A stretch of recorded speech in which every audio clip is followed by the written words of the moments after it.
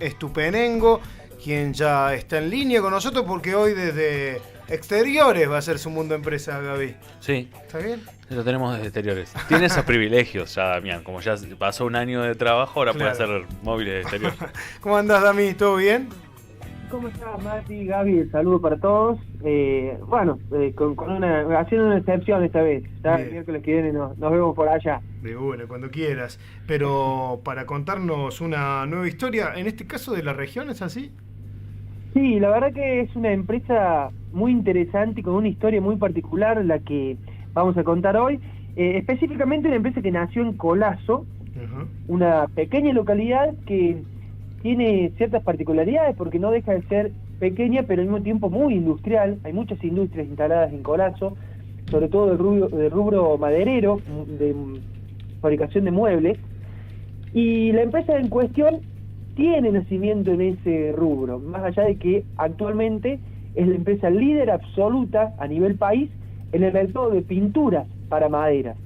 Hablamos de Sinlac. Sinlac es Sintéticos y Lacas, una firma familiar que tiene ya 20 años, que el titular es David Cravero, Sí.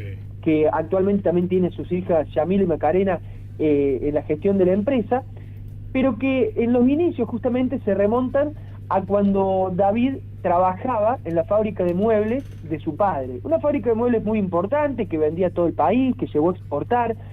David pasó por distintas áreas de la empresa y se iba encontrando con ciertas dificultades a resolver. Y una de esas dificultades tenía que ver con las pinturas que utilizan ciertas maderas para poder darle durabilidad, Ajá. terminación y demás. Teniendo en cuenta que ellos fabricaban y que no encontraban esas pinturas en el país, es que decidieron, David Cravero decidió en definitiva traerlas al país, encontrar un proveedor afuera, y lo encontró en Brasil.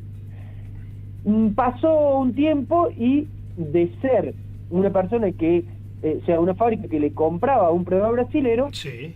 terminaron convirtiéndose en socios de ese proveedor, porque en el año 2002 la empresa de Brasil, que se llama igual, Sinlac Brasil, le ofrece hacer una inversión y ser socios para producir lacas y barnices para pino en Argentina. Bien.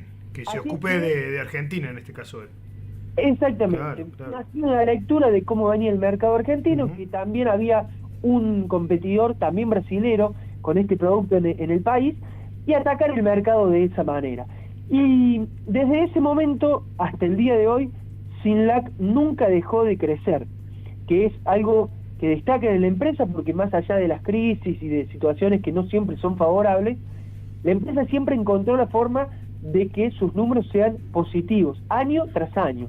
Y tuvo algunos hitos, si se quiere, algunos años que marcaron un antes y un después en la empresa, como fue, por ejemplo, el año 2006, es decir, 4 años después de que se hace la inversión y la empresa empieza a funcionar, David Cravero y su familia logran comprar a sus socios su porción societaria y que la empresa sea 100% argentina. Fue en el año 2006. Bien, Así que en también. ese momento la empresa pasa a ser de capitales 100% argentino, en las manos de una familia. Allá tradicional. directamente en ese año, el 2006, bueno, también una Argentina muy pujante, una Argentina que crecía mucho en ese tiempo.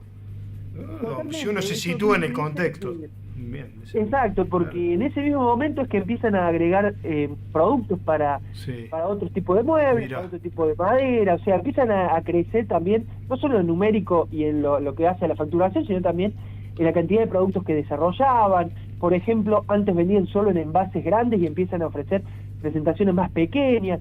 O sea, le busca una vuelta para seguir creciendo. Y en el año 2010, Sí. aquella empresa que era su principal competidor, también brasilera, decide irse del país y Sinlac y la familia Cravero absorbe a todos los trabajadores y da un salto realmente importante.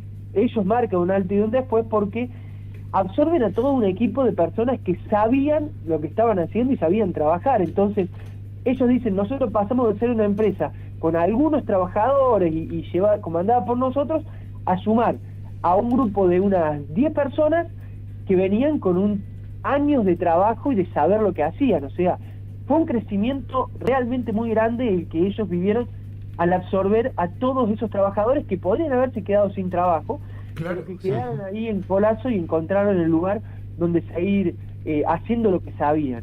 Así que de ahí en adelante la empresa empezó siguió diversificándose, encontrando nuevos mercados porque tenían la capacidad para producir, siempre, pero siempre invirtiendo para poder seguir creciendo en litros y demás, a punto tal de llegar a ser una empresa que tiene, y vamos a los números que por ahí es lo que permite un poco cuantificar qué tan grande es la empresa. La empresa tiene una planta de 3.500 metros cuadrados entre fabricación, depósito, logística y oficinas. Wow. Una empresa que, por ejemplo, produce 3 millones de litros al año de todos los productos que tiene, que son más o menos 500 productos. Bien, todo está dentro de la pintura, ¿no? ¿Y del barniz o hay algún otro? Hace ya 2019-2020 Sí. se incursionaron en un tipo de pintura que no lo tenían, al menos en mente hasta ese momento, que fue lo que se le llama hogar y obra. Todo lo que se usa como sintéticos, todo lo que uno utiliza en una casa, Correcto. Ajá. empezaron a desarrollar también eso. Hoy el 80% de la facturación sigue viniendo de la mano de lo que son barnices y productos para madera, y el 20% de esta línea hogar y obra, que es también algo que están desarrollando. Pero lo importante, uno piensa, una empresa que vende a todo el país, le va muy bien, y como siempre uno se encuentra con gente que hace y que sigue teniendo proyectos, porque hoy el gran desafío que se plantean es, bueno, ya vendemos en todo el país, podemos abastecer el mercado, ¿por qué no pensamos en exportar? Y ahí es donde van, ese es el camino que están transitando. Para eso se han tenido que hacer una inversión muy importante en maquinaria, que está llegando en estos meses desde China, que les va a permitir producir su propia materia prima y de esa manera ser competitivos en el mercado internacional. O sea, los pasos próximos que van a dar es recibir la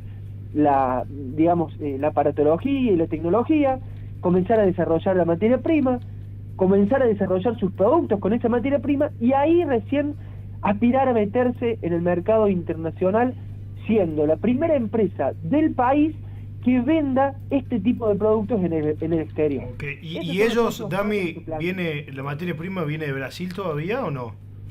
No, viene de Europa, Ah. son ciertas resinas. De hecho, ellos actualmente tienen una línea de pinturas y de productos que no están pudiendo producir porque la materia prima es importada, no la pueden reemplazar, entonces la han discontinuado.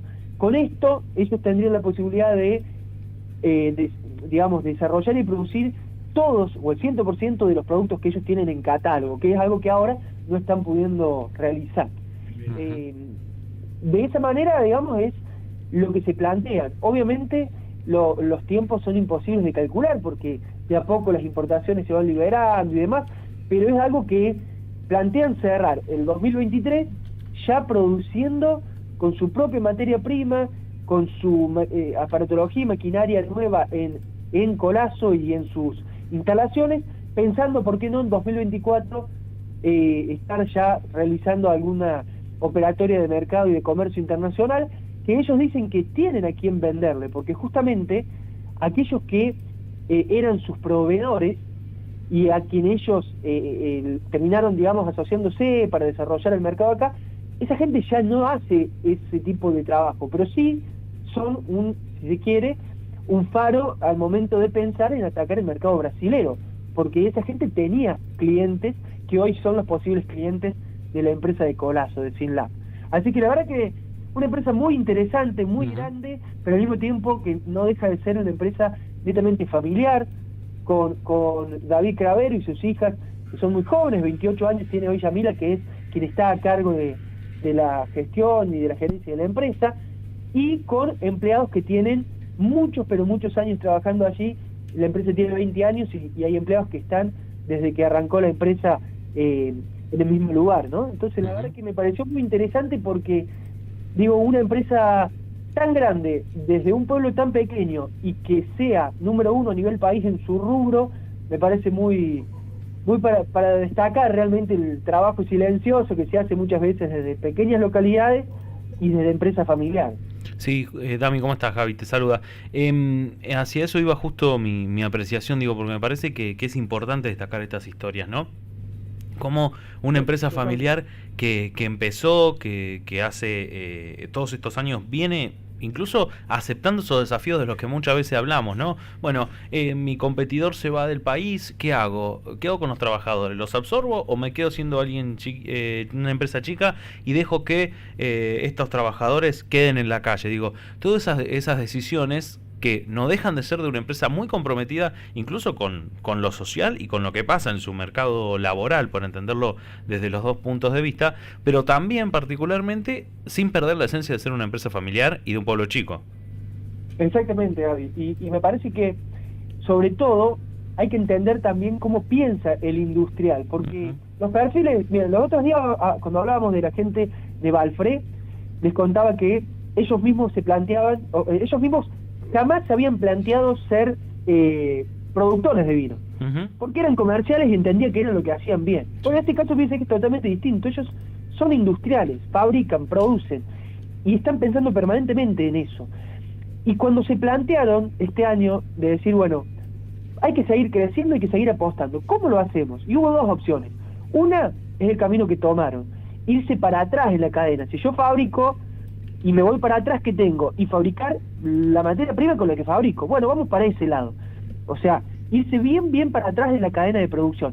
Pero la otra opción que manejaban era irse hacia adelante de la pintura, de la vidriera, es decir, desarrollar la marca como franquicias para vender los productos, como uno hoy observa de marcas muy reconocidas, de empresas muy reconocidas, que por ejemplo en Villa María, en el Boulevard Alvear y España, se pueden ver muchas pinturerías. Bueno, son franquicias.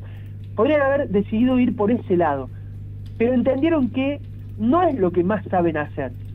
Lo que más saben hacer es fabricar, es estar en la producción. Por eso decidieron decir, bueno, si vamos a invertir, ¿para adelante o para atrás de la cadena de producción? Y vamos para atrás, por lo menos por ahora. Entonces también realmente entienden la manera de hacer los negocios y de hacer lo que saben hacer.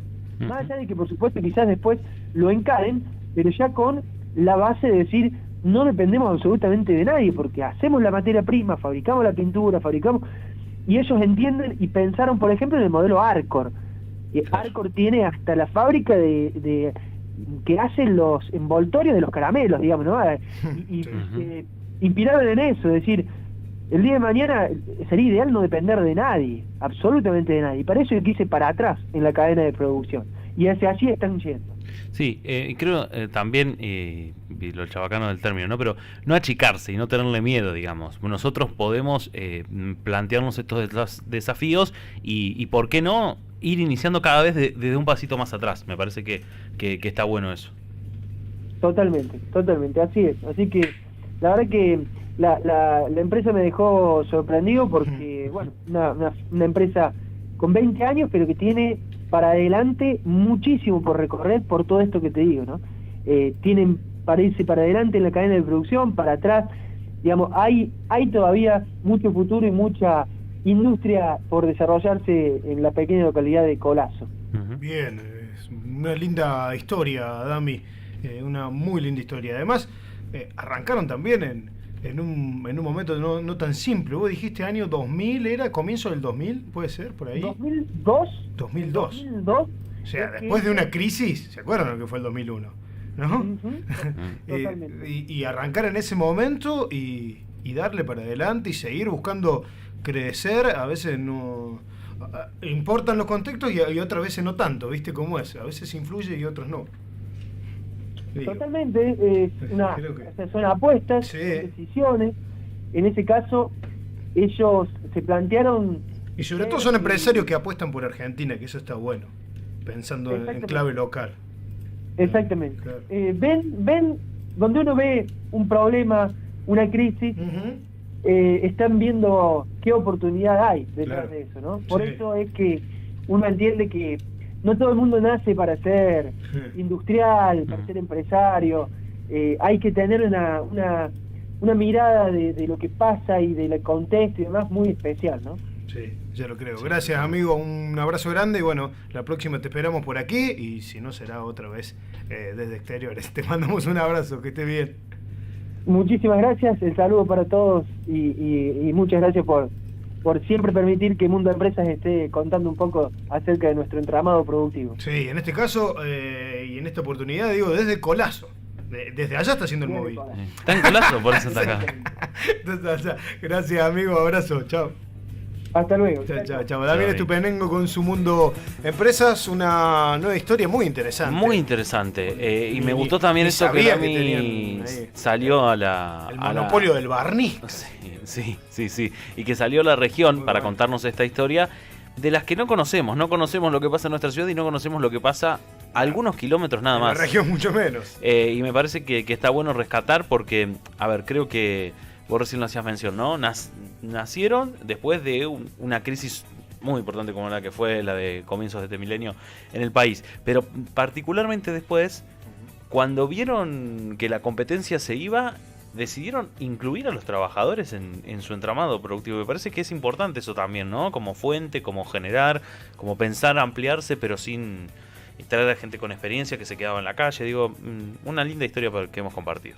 Sí, por supuesto, amigo. Estamos 100% de acuerdo.